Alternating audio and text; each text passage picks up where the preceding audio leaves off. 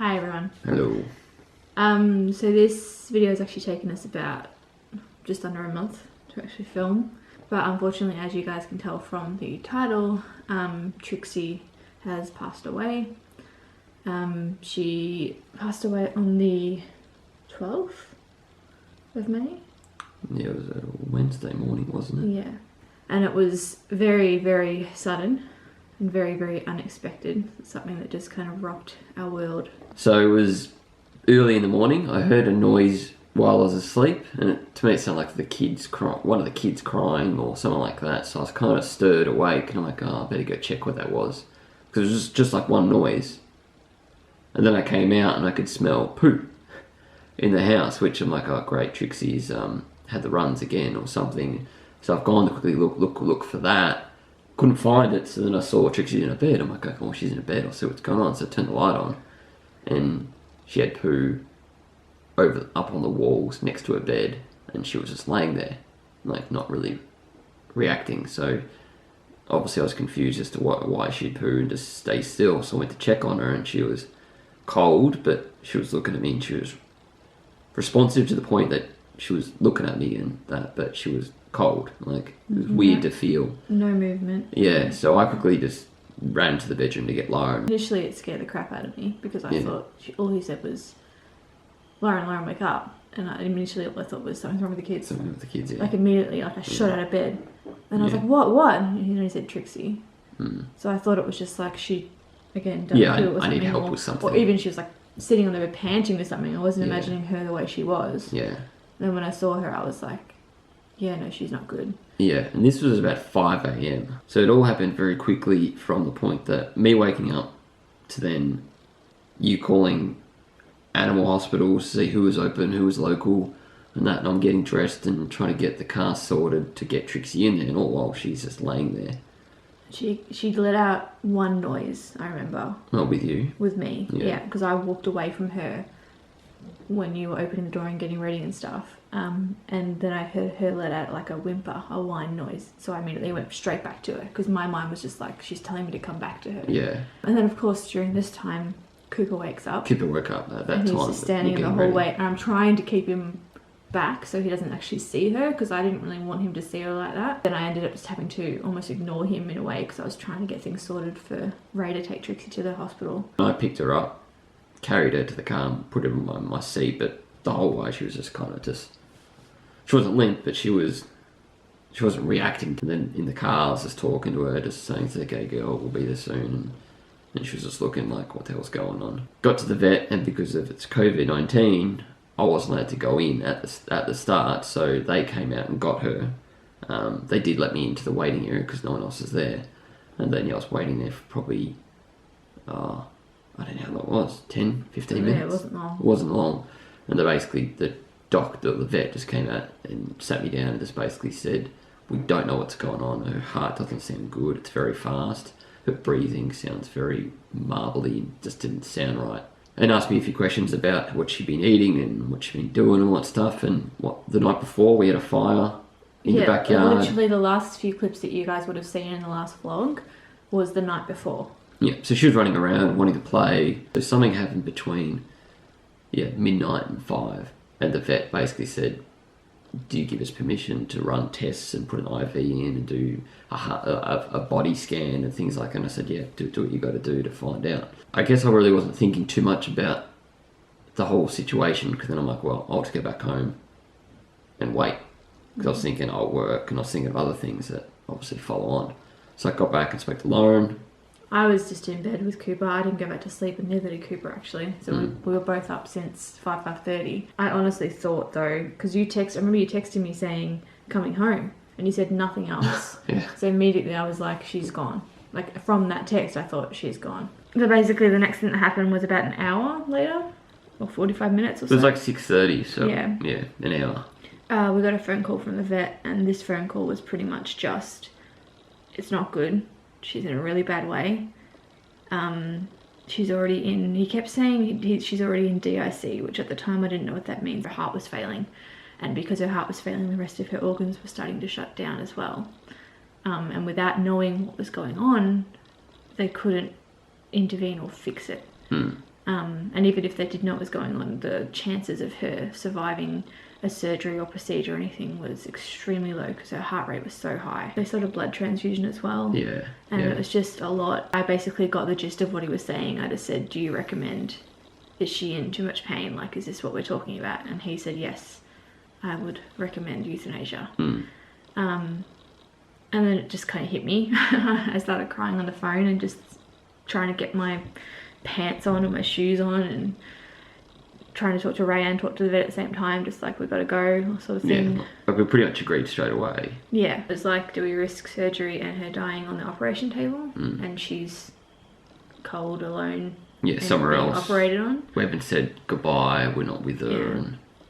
And because of what had happened with our older dog, Roxy, that we had, the circumstances relating to her death, which was pretty traumatic, I didn't want Trixie to be alone. So that was a pretty clear decision in my head. I'm not going to talk extremely in detail about what happened next because that's pretty traumatic and also very personal, so I don't really want to talk about that. It was good to be there with her. Ray said goodbye, I stayed with her. We had to load the kids in the car. We had to bring the kids with us, but we didn't want to take them in. I just didn't want them to see Trixie like that. Like, I didn't want their last memory of Trixie to be that. Yeah. The vet kind of briefly spoke to me again about what could have possibly gone wrong. Things like poisons ran through his brain. Alternatively, it could have also been a tumour that we weren't aware of or an abscess that we weren't aware of that burst. I have no doubt that we made the right decision in that moment. Yeah. To let her go without feeling too much more pain, because she was in pain and she was suffering. The next stage was obviously coming home, which was both me and Ray, were particularly me because I'd just seen it. We're in tears on the drive home. I could barely talk. And April and Cooper were obviously wondering why I was so sad.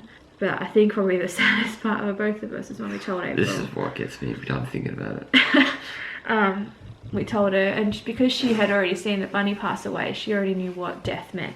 She didn't fully understand it still, but I think she knew what it means. But she knows it means they're not here anymore and they're not going to come back. So I kind of led with that. I said, remember what happened with Bunny and how her body stopped working, and unfortunately that's happened to Trixie too. Trixie has died, and she just burst out crying. Yeah. It was... Her face crumpled up and she just cuddled into Lauren. That just breaks my heart. Yeah.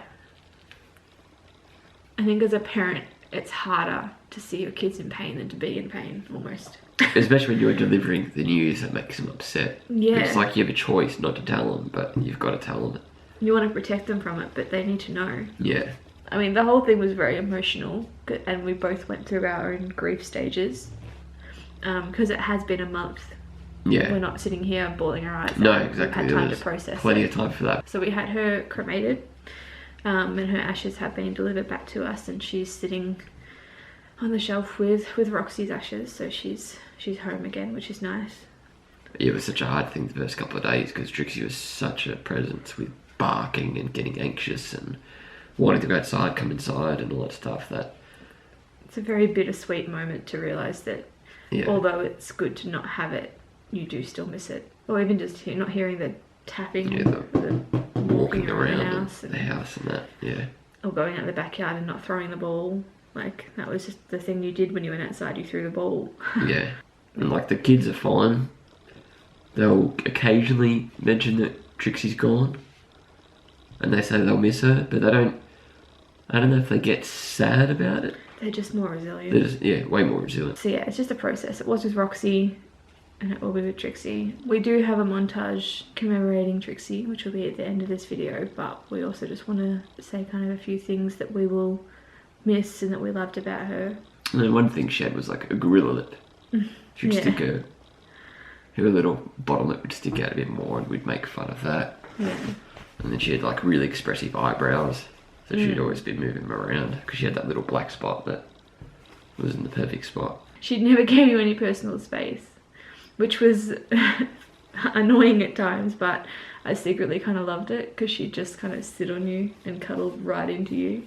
Yeah. And her like bony legs and bony arms would just stick into you, but she'd always want to be as close to you as she possibly could get. I missed the last probably 6 months of her with the kids because she was starting to really get close to them Yeah. and accept them more and let them play with her a lot more because they were obviously getting a bit bigger and a bit less full on. That's the other part of the grief, is just the what if, like what was about to happen, what was in the future for Trixie.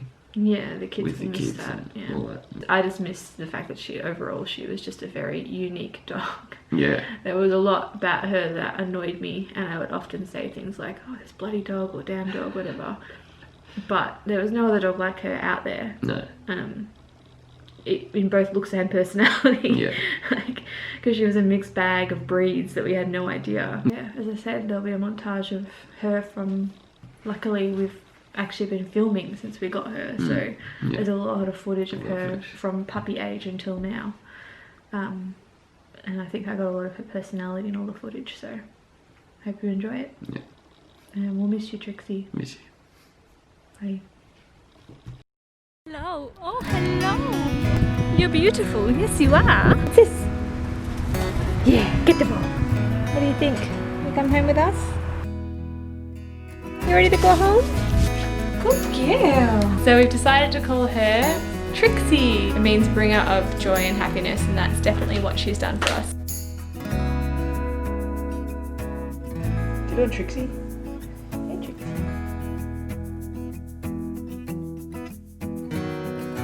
Hey, beautiful girl. Yeah, there she is. Come on. What was the point of that? Excuse me, are you supposed to be on the bed? Good girl!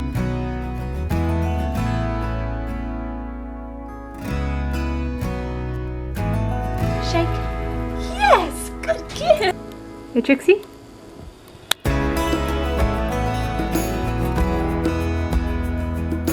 But you got crazy doggies. Your ears are so funny. Look at that little belly.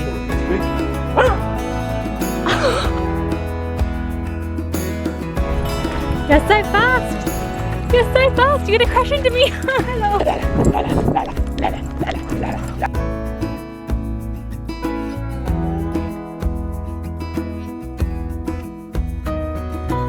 Come on, Trixie! Oh! Are you okay?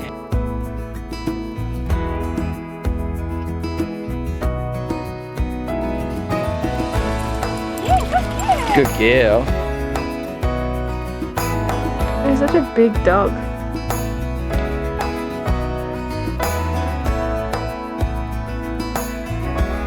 Good baby, baby. Yep, there she goes.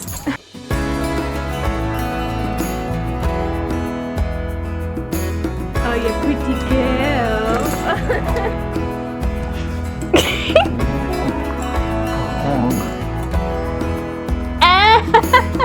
Welcome to the new house. You happy with your new home?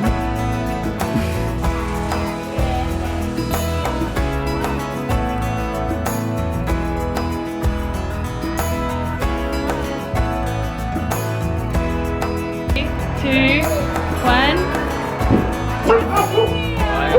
She's going crazy.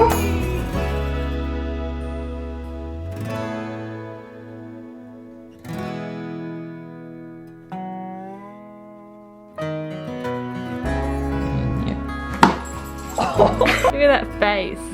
You lay down.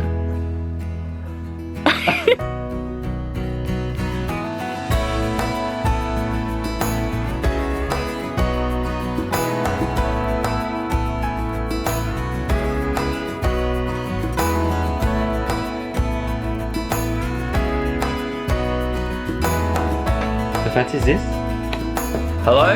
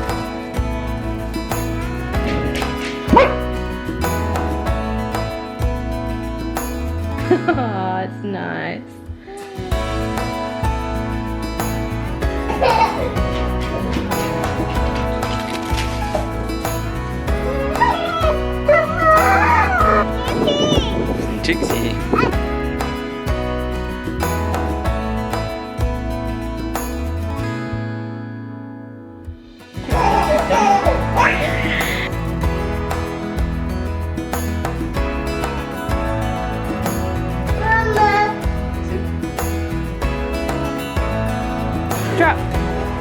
Trixie, drop.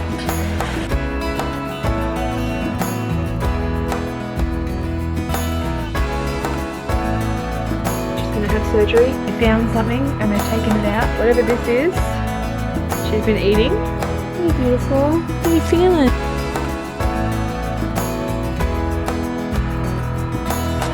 Oh, Trixie caught it in her mouth. Yeah, good job, Kipper.